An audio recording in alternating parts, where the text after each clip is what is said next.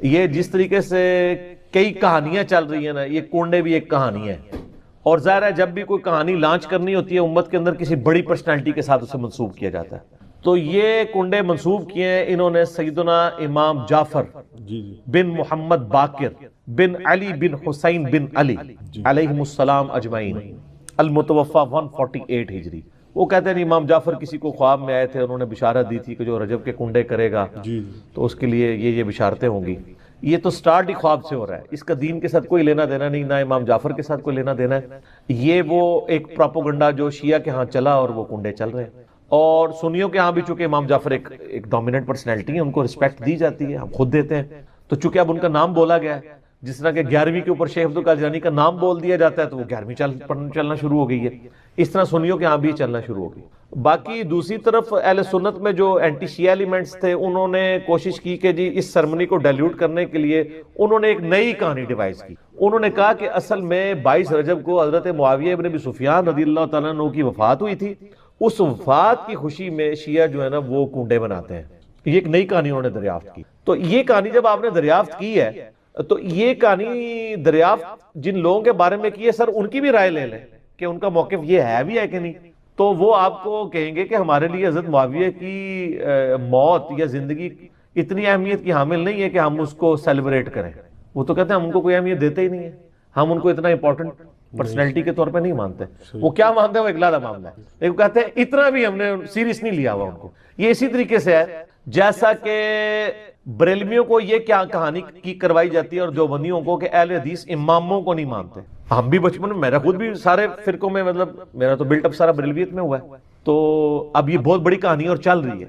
آپ کسی اہل حدیث سے بھی جا کے پوچھیں کہ یار آپ اماموں کو نہیں مانتے، وہ کہیں گے نعوذ باللہ ہم تو مطلب اماموں کی خدمات کو لے کے چل رہے ہیں۔ چلے اگر امام حنیفہ رحمہ اللہ سے کوئی اختلاف بھی ہوا کسی مسئلے میں وہ تو الگ بات، باقی جو 3 بڑے فقہ کے امام ہیں، 3 وہ جو کہانی کرا کے بتائے گئے ہیں، یہ تو ہزاروں فقہ کے امام ہیں جن کے نام کتابوں میں ہیں لیکن وہ پبلکلی نہیں چلے۔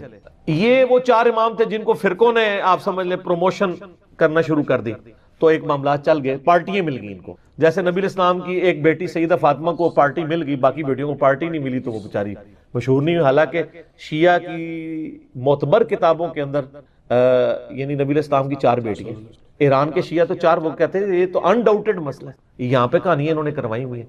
ایون سب سے بڑا جو رافضی ہے یاسر الحبیب، وہ بھی نبی الاسلام کی 4 بیٹیاں مانتا ہے، وہ بھی اس کے بھی انکار کرنے کی ضرورت نہیں ہوئی۔ نہج البلاغہ کے اندر مولا علی علیہ السلام نے حضرت عثمان کو داماد رسول فرمایا، ٹھیک ہے، تو کہانیاں لیکن وہ چل رہی ہوتی ہیں اس طریقے سے۔ تو وہ ایک کہانی انہوں نے چلا دی اور وہ کہانی ان کی بکنی شروع ہو گئی کہ اماموں کو نہیں مانتے۔ وہ آپ اہل حدیثوں سے پوچھے آپ اماموں کو مانتے ہیں، وہ کہتے ہیں سر اماموں کو نہ مانے تو ہماری ساری کتابیں ختم ہو جائیں گی، کیونکہ امام بخاری کے استاد ہیں احمد بن حنبل، احمد بن حنبل کے استاد ہیں امام شافعی، امام شافعی کے استاد ہیں امام مالک، اور ان اماموں سے حدیثیں ہیں بخاری مسلم میں۔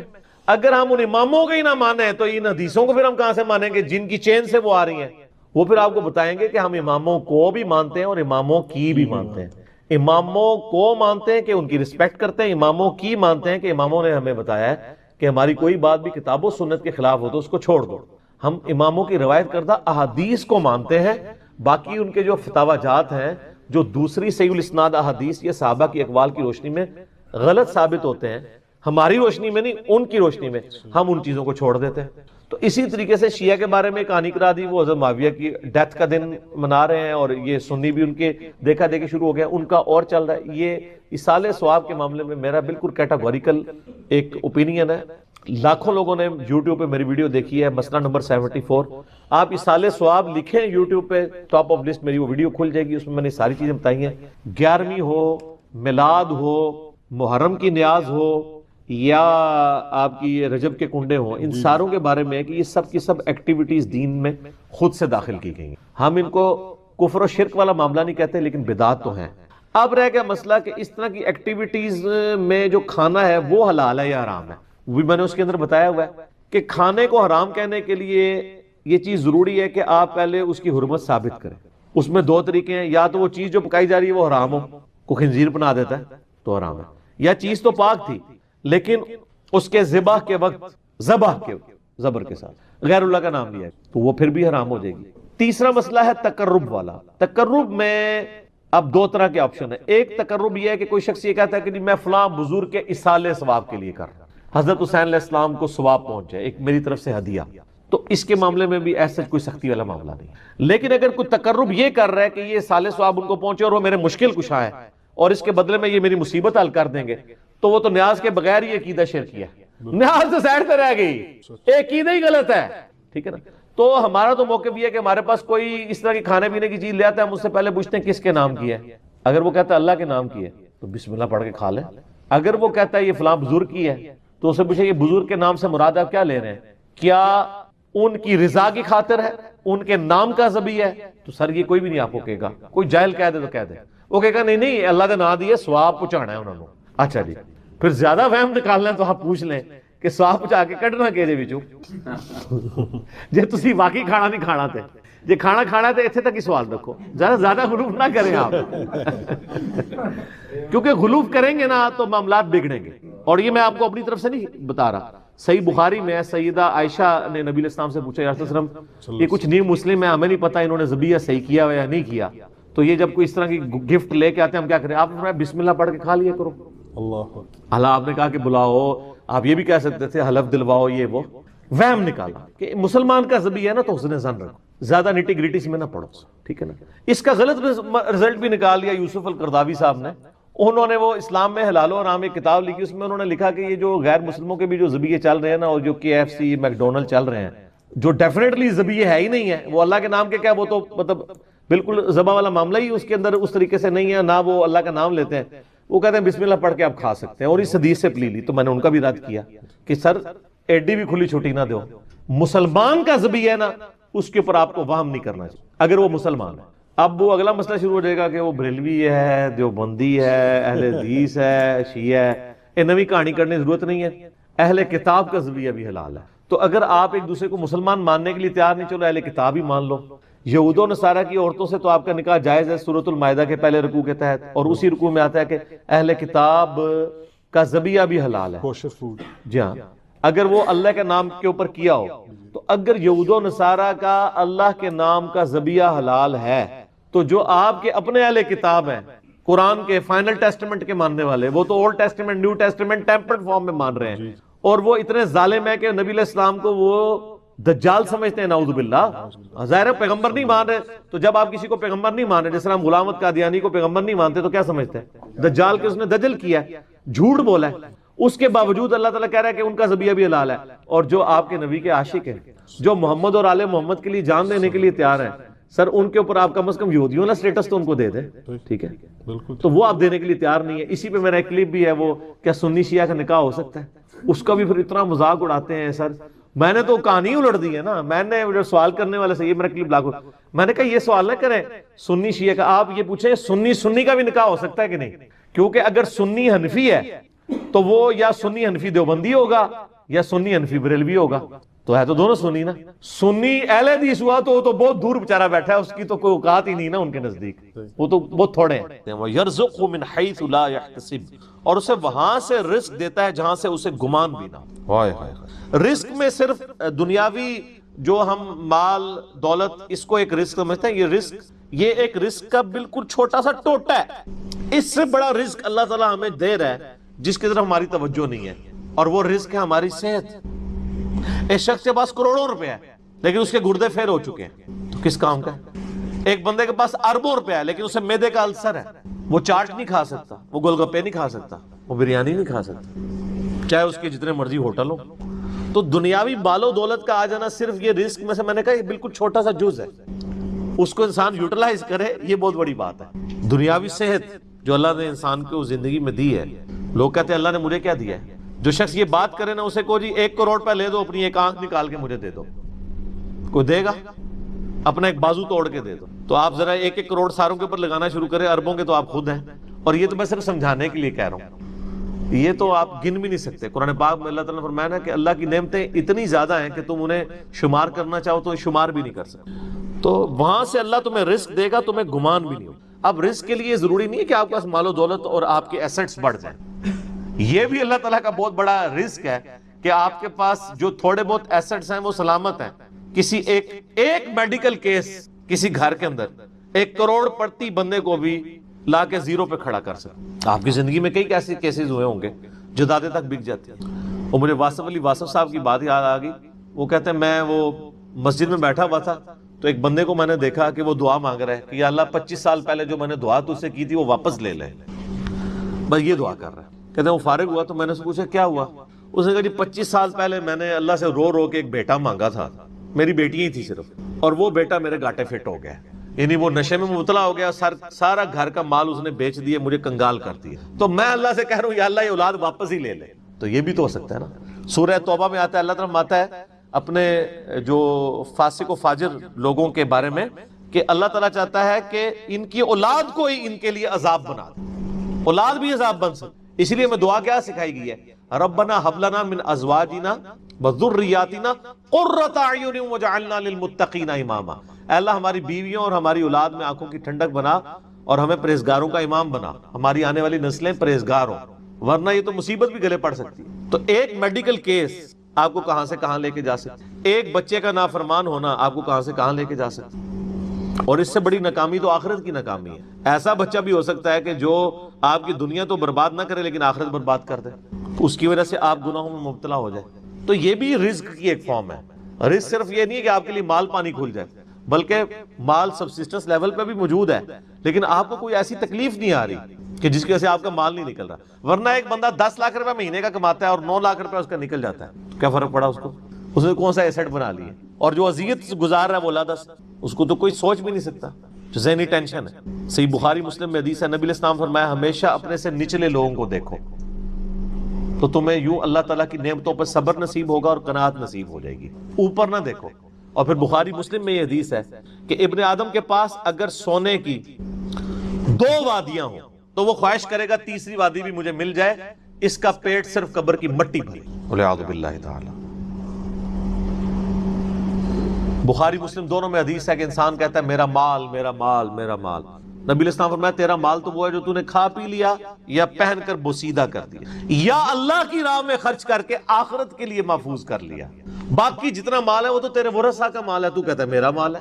پھر بخاری مسلم دونوں میں حدیث ہے کہ نبی علیہ السلام نے فرمایا کہ انسان کے 3 دوست ہیں, ایک دوست ہی اس کی قبر تک ساتھ جاتا ہے, وہ اس کے اعمال ہیں, باقی جو 2 دوست ہیں وہ باہر ہی رہ جاتے ہیں, اس کے رشتہ دار اور مال. اب مال ساتھ جاتے ہیں, مال بھی آپ ساتھ لے کے جا سکتے ہیں, لیکن وہ مال جو آپ نے پہلے ہی اپنی زندگی میں اپنی مرضی سے اللہ کی راہ میں خرچ کر دیا, وہ اللہ کے ڈیوائن بینک میں جمع ہے. وہ قرآن پاک میں سورۃ البقرہ میں آیا 700 گنا تک کہ اللہ تعالیٰ کر کے لوٹائے گا, بلکہ یہاں تک فرمایا کہ یہ اللہ تعالیٰ کو تم قرض دے رہے ہو اور اللہ تعالیٰ اس قرض کو لوٹائے گا. دیکھیں کتنا قدردان ہے کہ دیتا اللہ ہے, اور جب اسی کے دیے ہوئے میں سے آپ اسی کی راہ میں خرچ کرتے ہیں تو وہ کہتا ہے کہ یہ تم نے مجھے قرض دیا ہے. اللہ کہتا ہے میں تمہارا مقروض ہوں, تمہیں لوٹاؤں گا. یہ ہے اللہ تعالیٰ کی قدردانی. جامعہ ترمذی میں حدیث ہے, مسند امام احمد میں موجود ہے کہ نبی علیہ السلام فرمایا کہ جب بھی کوئی شخص دعا کرتا ہے وہ خالی نہیں جاتی, یا تو اس دعا کے عوض جو تم نے مانگا وہ اللہ تمہیں عطا کر دیتا ہے, یا اس سے بہتر یعنی اس کی برکت سے اللہ تعالیٰ بہتر نعم البدل دیتا ہے, تمہاری کوئی تکلیف ٹال دیتا ہے, یا پھر اس دعا کو سنبھال کے رکھتا ہے قیامت کے دن کے لیے, اور اس دعا کے ایکویلنٹ تمہیں اجر عطا فرماتا ہے. تو دعا تو بہت ضروری ہے, اللہ کی طرف رجوع لانا. ٹاپک اور طرف چلا جائے گا, فی الوقت اس کی طرف آپ کنسنٹریٹ کریں کہ اللہ تعالیٰ مارا ہے کہ تمہیں وہاں سے رزق ملے گا, تمہیں گمان بھی نہیں ہوگا. وَمَن يَتَوَكَّلْ عَلَى اللَّهِ, اور جو کوئی اللہ پر توکل کرے, فَهُوَ حَسْبُهُ, تو اللہ اس کے لیے کافی ہے.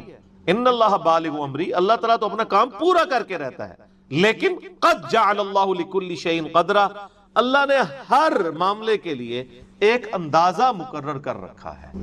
اسی کو ہم وہ کہتے ہیں نا کہ اللہ کے ہاں دیر ہے اندھیر نہیں ہے, لیکن یہ دیر بھی ہم صرف سمجھانے کے لیے کہتے ہیں, وہ دیر نہیں ہے. وہ اللہ کا رول ہی یہی ہے کہ اللہ تعالیٰ نے کسی معاملے کو کس لیول کے اوپر جا کے ایڈریس کرنا. 23 سال تک مشرکین عرب کو دیکھیں نا مہلت ملی ہے.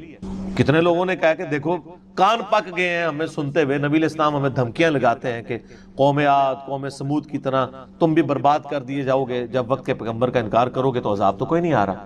اور قرآن پاک میں پھر نبی علیہ السلام کے بارے میں بھی آتا ہے کہ آپ علیہ السلام نے بھی تھوڑی سی بے صبری کا مظاہرہ کیا.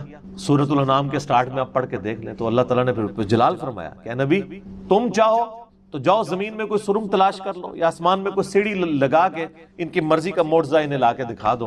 ہم اپنے فیصلوں میں یعنی کسی کے پابند نہیں ہیں. پھر سورہ آل عمران میں آتا ہے جب غزوہ احد کے موقع پہ نبی علیہ السلام کی زبان سے بددعا نکل گئی خالد ابن ولید کے لیے کہ اللہ تعالیٰ ایسی قوم کو کیسے ہدایت دے گا جنہوں نے اپنے نبی کا چہرہ خون سے رنگ دیا. یہ صحیح مسلم میں الفاظ ہیں, قرآن پاک میں اشارتاً اس کا ذکر ہے سورہ آل عمران میں. اللہ تعالیٰ نے فرمایا کہ نبی آپ کو کوئی اختیار نہیں ہے, اللہ تعالیٰ چاہے تو ان کو ہدایت بھی دے سکتا ہے. ہائے ہائے, یہ اللہ کے فیصلے ہیں, یہ کسی انسان کا کوئی فیصلہ نہیں. تو اب ان آیات کی روشنی میں بزرگ تو کسی کھاتے میں نہیں بنتے, لوگ بزرگوں کو لے کے بیٹھ رہے ہوتے ہیں جی بزرگ دعا کریں گے, بزرگ کر دیں گے. بزرگوں نے کیا کرنا ہے؟ یا تو نبی علیہ السلام کے بارے میں فرمایا جا رہا ہے کہ آپ کو کوئی اختیار نہیں ہے, اللہ تعالیٰ چاہے تو بخش دے, اللہ تعالیٰ چاہے گرفت فرمائے, اللہ تعالیٰ چاہے ڈھیل دے. اللہ نے ہر کام کے لیے ایک اندازہ مقرر کیا ہوا ہے, وہ اسی موقع کے اوپر اللہ تعالیٰ اس چیز کو اسٹیبلش, وہ اللہ کے ڈیوائن علم میں ہے کہ کب اللہ تعالیٰ نے اسلام کا غلبہ کروانا ہے. جب نہیں کروایا تو 13 سال میں 125 بندے ہی مسلمان ہوئے ہیں, اور اگلے 13 سال کے اندر دونوں سپر پاورز بھی الٹ دی گئی ہیں. دونوں طرف ٹائم پیریڈ تو ایک ہی ہے. تو یہ اللہ تعالیٰ فیصلے فرماتا. عمر اور رزق میں برکت کے لیے کوئی وظیفہ بتا دیں. اس میں نے بتا دیا نا, صحیح بخاری مسلم دونوں میں حدیث ہے, نبی صلی اللہ علیہ وآلہ وسلم نے فرمایا جو شخص یہ چاہے کہ اس کے رزق میں برکت کر دی جائے, عمر دراز کر دی جائے, تو اپنے رشتہ داروں کے ساتھ اس نے سلوک کرے. لیکن یہ بھی تقدیر میں لکھا ہوا ہوگا کہ وہ کرے گا تو یہ ہو جائے گا, تو اسی کو توفیق ملے گی نا. تو اللہ تعالیٰ اس کی عمر میں برکت صرف یہ نہیں ہے کہ ایک بندہ 60 سال کا ہے تو اب 100 سال پہ مرے. کئی 100 سال کی زندگی پاتے ہیں اور کام چوانی کا بھی نہیں کر کے مرتے, اور بعض لوگ 50 سال میں اتنا کام. امام شافعی کی عمر 55 سال تھی صرف جب فوت ہوئے ہیں. چلو شافعی کو تو چھوڑ دیں, اس سے پہلے آ جائیں. عمر بن عبدالعزیز 38 سال کی عمر میں فوت ہوئے ہیں. 38 سال کی عمر میں 3 براعظموں پہ ایسے نقوش چھوڑ گئے ہیں کہ آج دنیا حیران ہے. تو ان کو تو عمر بھی کوئی نہیں ملی ہے. یہ نہیں ہوتا کہ آپ کو عمر کتنی ملی ہے, آپ نے اس عمر میں کیا کیا ہے. آپ اللہ تعالیٰ آپ کو اسی ٹائم میں اتنی برکت. میں اپنے لیے آپ کو بات کرتا ہوں, میں کسی کیا بات کروں, میری زندگی خود اس چیز کا نمونہ ہے. آج جب لوگ یہ نہیں کہتے ہیں یار اس نے اتنے ویڈیوز چڑھا دی ہیں, کتنے بیٹھ کے ریکارڈ کرانا رہنا, حالانکہ ہفتے میں ایک ریکارڈ ہوتی ہے, صرف روزانہ ہوتی بھی نہیں ہے. لیکن کنسسٹنسی کے ساتھ, اللہ کی مدد کے ساتھ آپ اگر یہ کام لے کے چلتے رہے تو slow and steady wins the race. تو آج چیزیں آپ دیکھ لیں ہزاروں کی تعداد میں آپ کے سامنے, اور یہ حالات اللہ تعالیٰ فیوریبل کرتا ہے. میں یقین کریں, میں اپنے بھائیوں کو کہتا ہوں, میں جب بھی درس, ابھی آج کا درس میں نے کرنا تھا نا, وہ ہندو کا جواب دینا تھا, تو میں نے پورے ہفتے سے دعائیں شروع کی ہوئی تھیں, اللہ زندگی دے دیں, حالات فیوریبل ہو جائیں, ٹرانسفارمر بھی نہ اڑے ہمارا, جنریٹر بھی چلتا رہے, سارے معاملات چلتے رہے, اور فرحان بھائی بھی ٹائم پہ آ جائے, ٹھیک ہو گیا جی, کالر مائک بھی چل جائے, کیمرے کی بھی بیٹری چارج ہو, ساری چیزیں. یہ میں جو چیزیں میرے اختیاروں میں کر کے, یا اللہ تو نے کروانی ریکارڈنگ, میں تو کچھ بھی نہیں ہوں, ٹھیک ہے. اپنے پورے ریسورسز مینج کر کے بھی اللہ پہ نظر ہوتی ہے. حالانکہ میرے دوستوں کو پتا ہے میں کتنا وہمی ہوں. میرے آفس میں بھی نا, جب سب سے مشکل کوئی ٹاسک میرے والے کیا جاتا ہے اور وہ ہمارے باس کہتے ہیں یار اس کو دے کے تم بھول جاؤ, پھر وہ کام کر کے آپ کو بتائے گا. تو کیوں میں وہمی ہوں, جس کام میں ہاتھ ڈالتا ہوں نا, میں دنیاوی اعتبار سے ہر چیز اس کے حوالے سے مینج کرتا ہوں, لیکن ساتھ مسبب الاسباب پہ نظر ہوتی ہے کہ یا اللہ یہ جو کچھ میں کر رہا ہوں نا, یہ تو میں اسباب کر رہا ہوں نا, میرے ساتھ کوئی بھی پرابلم ہو سکتا ہے, کسی کے ساتھ کوئی این ٹائم, یعنی اس کے اوپر فیملی کے اوپر کوئی ایسا ایشو آ سکتا ہے کہ درس کینسل کرنا پڑ جائے, ہو سکتا ہے نا. جس طرح ایک بار یعنی اچانک جو ہے وہ یعنی ہمارا درس کینسل ہو گیا تھا, عثمان بھائی کی والدہ فوت ہو گئی تھی, ہمیں اپنا درس کینسل کرنا پڑا, ایگزیکٹ اسی دن ہی ہو گیا اس طرح. تو وہ حالانکہ میرا درس پورا تیار, مسئلہ 41 اس دن ریکارڈ ہونا تھا, کئی سال پہلے کی بات. کس سال کی بات ہے یہ؟ 5 سال پہلے کی بات ہے. تو اپنا ہر چیز مینج کی تھی, لیکن اینڈ ٹائم پہ کوئی مسئلہ کھڑا ہو گیا. میرے اپنے بھی کئی کلوز ریلیٹیو فوت ہوئے ہیں, لیکن اللہ کا شکر ہے اتوار مطلب وہ درس سے 1-2 دن آگے پیچھے ہی ہوئے ہیں, تو اللہ تعالیٰ نے یعنی معاملات کو سیٹل کر دیا. یہ ساری چیزیں سر فیوریبل ہونا, پھر تو یہ وہ سوال کی طرف ہوں کہ رشتہ داروں سے اس نے سلوک کریں, اللہ تعالیٰ رزق میں اضافہ کرے گا, عمر میں اضافہ کر دے گا, یعنی برکت ڈال دے گا, تھوڑی چیز بھی کفایت کر دے گی. ابو داؤد میں ایک حدیث ہے, ایک صحابی کہتے ہیں میری ماں فوت ہوگی, فرمایا اپنی خالہ کے ساتھ اس نے سلوک کر, ٹھیک ہو گیا. تو یہ رزق کے بڑھنے کا ذریعہ. باقی دعا تو ایک ہی ہے, اللہم ربنا آتینا فی الدنیا حسنہ وفی الآخرۃ حسنۃ وقنا عذاب النار. یہ دنیا کے ہر کام کے لیے دعا ہے, رزق کی برکت کے لیے, اولاد کے لیے, اولاد کے اچھے مستقبل کے لیے, لڑائی جھگڑا ختم کرنے, دنیا کی ہر چیز اس میں داخل ہے. کیوں؟ ربنا آتینا فی الدنیا حسنہ, دنیا میں ہر چیز حسنہ عطا کر دے, بہتر, اور آخرت کی ہر چیز داخل ہے. وفی الآخرۃ حسنہ, آخرت میں قبر بھی شامل ہے, میدان حشر بھی, میدان عدل بھی. یہ واقعہ عذاب القبری, واقعہ عذاب الحشر, یہ کہنے کی ضرورت نہیں ہے. بخاری مسلم میں حدیث ہے جو مر گیا اس کی قیامت قائم ہوگی, وہ آخرت میں داخل ہوگا. اس میں سب کچھ ہے. اس میں ایک صحیح مسلم کی حدیث میں بتا دیتا ہوں. ایک صحابی تھے, بیماری کی وجہ سے اتنے کمزور ہو گئے کہ چڑیا کی طرح ان کا جسم ہو گیا. یہ آپ کو دعا والے چیپٹر میں مشکات میں دوسری جلد میں بھی یہ حدیث مل جائے گی صحیح مسلم کی. نبی صلی اللہ علیہ وآلہ وسلم عیادت کے لیے آئے. آپ نے حالت دیکھی, آپ نے فرمایا کہ وہ تو اللہ سے کیا مانگتا ہے. آپ کو پتہ چل گیا کہ مسئلہ کوئی گمبھیر ہے. کیا یا رسول اللہ, میں اللہ سے ایک ہی دعا کرتا ہوں کہ یا اللہ جو تو نے مجھے آخرت میں عذاب دینا ہے نا وہ دنیا میں ہی. نعوذ باللہ من ذالک, اللہم اجرنا من النار. نبی صلی اللہ علیہ وسلم نے فرمایا او سبحان اللہ, اللہ پاک ہے غلطیوں سے. اس کا مطلب یہ ہوتا ہے یہ انسان ہی غلطیاں کرتا ہے. او تو اللہ سے یہ چیز مانگ رہا ہے, اور تیرے اندر ہمت ہے کہ تو آخرت کیا دنیا کا بھی اللہ کا عذاب برداشت کر سکے.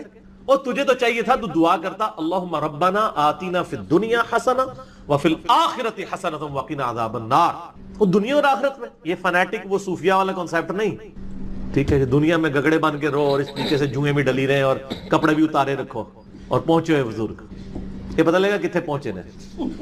ٹھیک ہے, تو وہ صحابہ کہتے ہیں جب انہوں نے یہ دعا کی نا تو چند ہی دنوں میں وہ اس طرح صحیح ہو گیا جیسے مردہ زندہ ہو جاتا ہے اس دعا کرنے کی. دنیا کی ہر بھلائی, کیوں بندہ نے پیپروں میں پاس ہونا یہ دعا کرے, لیکن صرف دعا کی کوشش بھی کرے گا, کوشش کے بعد دعا کرے, دونوں چیزیں پیرلل میں. کوئی شخص اپنے اوپر خود تقدیر غالب کروا دے نا پھر دعا کچھ نہیں کرتی ہے. یعنی ایک بندہ کہے کہ میں بسم اللہ پڑھ کے ساکٹ میں 2 انگلیاں ڈال دوں, نہیں, وہ آپ نے اپنے اوپر تقدیر خود غالب کرا لی ہے. آپ کہ نہیں میں بسم اللہ الذی لا یضر دعا پڑھ لوں اور جا کے میں جناب کوبرا سانپ کے آگے ہاتھ ایسے کر دوں تو سر وڑ لے گا تو ہم چھڑے گا نہیں, کیونکہ آپ نے خود اپنے اوپر تقدیر غالب کروائی نا. جب آپ اپنے اوپر خود تقدیر غالب کرواتے ہیں, آپ بسم اللہ الذی لا یضر پڑھ کے, یہ تو نہیں کہ اسٹیئرنگ سے ہاتھ اٹھا لیں اور آنکھیں بند کر لیں تو جا کے ٹھوکیں گے سیدھے. جب کوئی شخص خود تقدیر غالب کرواتا ہے پھر دعا کچھ نہیں کرتی. اس کی دعا ہے تدبیر کے ساتھ, کیونکہ اس طرح دنیا کا نظام نہیں چل سکتا تھا نا. تو یہ ان دعاؤں کا یہ ہوگا کہ جو ناگہان, اسی لیے آپ دیکھیں حدیث کے الفاظ کیا ہیں کہ ناگہانی آفت, خود لائی ہوئی آفت نہیں, ناگہانی آفت.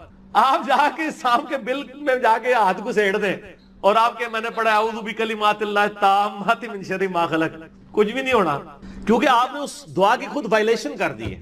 ناگہانی آفت ٹلے گی, ٹھیک ہو گیا.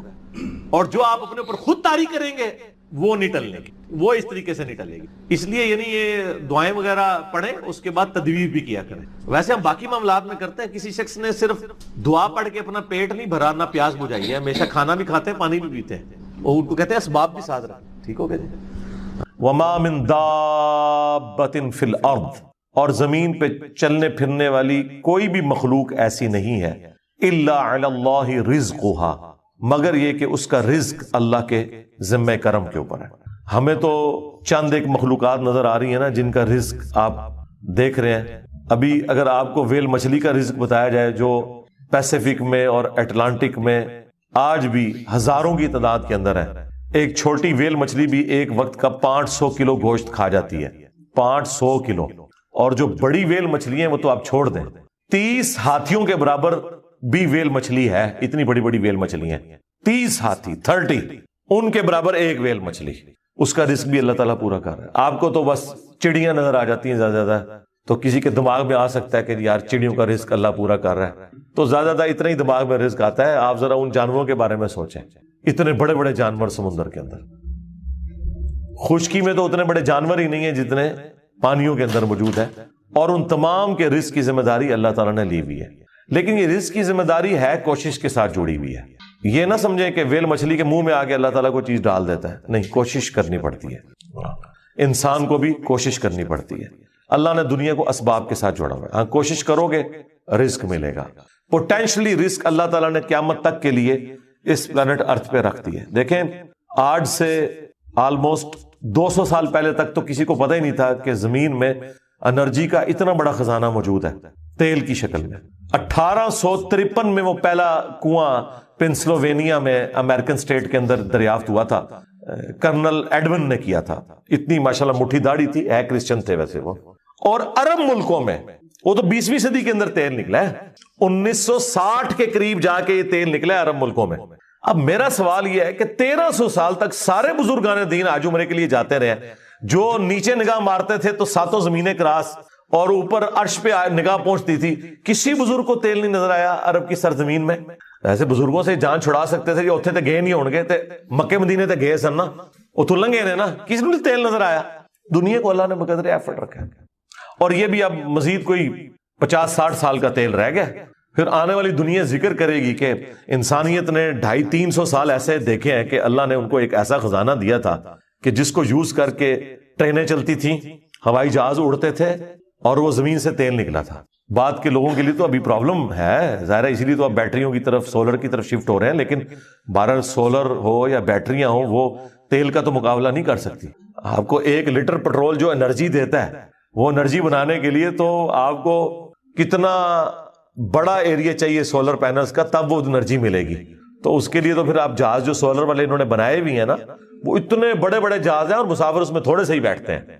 یہ جو بوئنگ 747 یا ایئر بس 380 جو 500 مسافروں کو لے کے جا رہی ہے, اس کی انرجی اگر آپ کو سولر پینل سے کرنی پڑ جائے تو اس جیسے 50 جہاز بنائے تو تب جا کے اس میں اتنے بندے بیٹھیں گے. یہ تو ایک بہت بڑی تکلیف دہ چیز ہے. تو اللہ تعالیٰ نے بہرحال اب سولر کی شکل میں ایک اور خزانہ دیا ہے, اس کے اوپر محنت ہو رہی ہے, بیٹریز کے اوپر محنت ہو رہی ہے. تو اللہ نے پوٹینشلی رزق انسانیت کا, اور رزق میں صرف کھانا پینا نہیں ہے, تمام ضرورت کی چیزیں.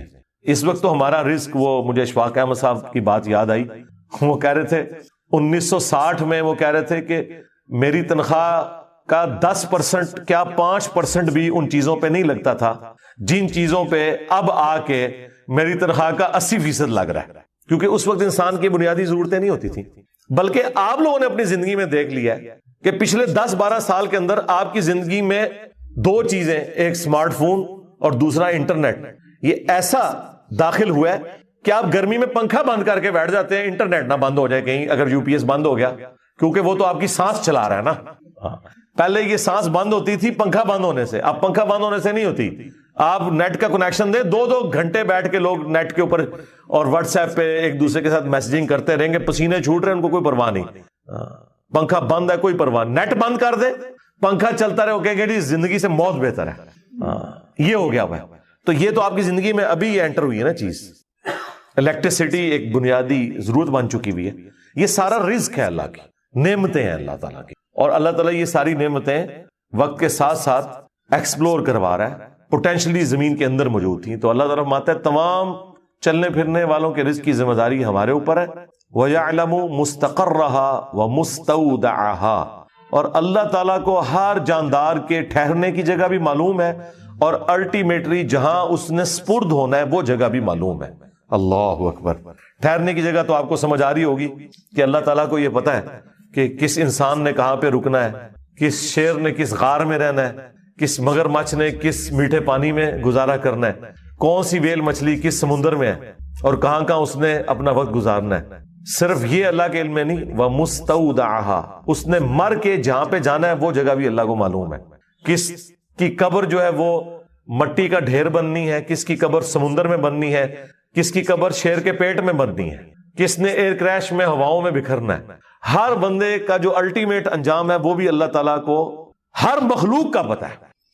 سورۃ النام میں تو آیا ہے کہ کوئی پتا نہیں گرتا نہ خشکیوں میں نہ سمندروں کے اندر, اور نہ کوئی دانا پھوٹتا ہے کسی زمین کی گہرائی میں مگر وہ اللہ کے علم سے, اور اللہ نے پہلے ہی لوح محفوظ میں لکھ لیا ہوا ہے کہ یہ ایسے ہوگا. یہ اس سے بھی اگلا ورژن ہے کہ نہ صرف وہ کام ہونے کے بعد اللہ کو پتا چلتا ہے, ہونے سے پہلے بھی اللہ نے اپنے علم میں رکھا ہوا ہے, اور علم میں نہیں لکھ کے رکھا ہوا ہے کہ یہ ایسا ہوگا. اور یہاں پہ بھی وہ ذکر آ گیا کہ رزق بھی اللہ کے ذمہ ہے, اور وہ جانتا ہے ہر بندے کی, ہر مخلوق کے ٹھہرنے کی جگہ اور الٹیمیٹلی سپرد ہونے کی جگہ. کل فی کتاب مبین, اور ہر چیز ایک روشن کتاب میں لکھی ہوئی ہے.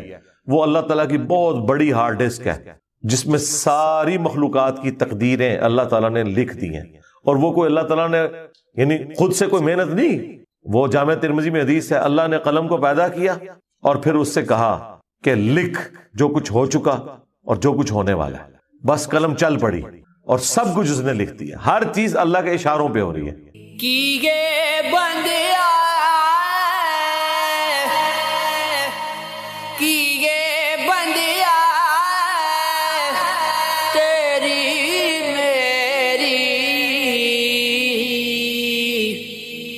یار دزارے کمن کیری مٹی سے تو